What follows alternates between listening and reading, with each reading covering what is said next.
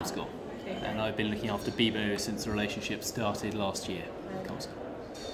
Just need to make sure I know what you're doing. Okay, Ready? perfect.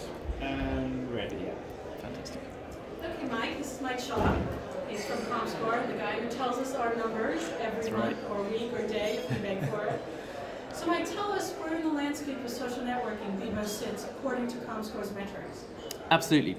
Well, Bebo are one of the primary social networking sites in the UK. In a number of the other markets, they're actually the biggest for the age groups that Bebo are after. Pick Ireland, for example.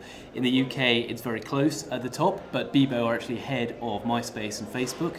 And actually, last month we saw Bebo go outside of just the social networking side and actually become the largest visited site in the whole market in terms of pages viewed, even ahead of Google and all of Google's sites.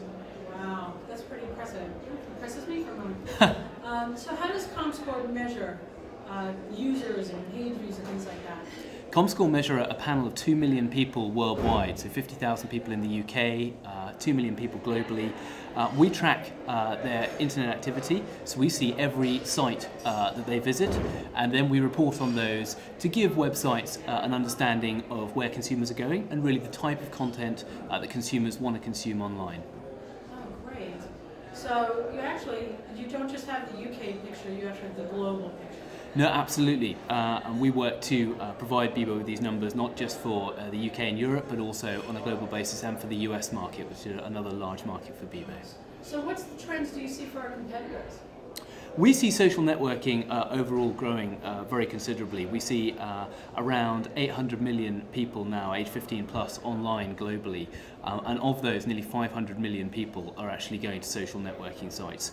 Bebo has a limited number of markets that Bebo are in at the moment and growing, but Bebo are a major player in every single one of those markets that they've launched.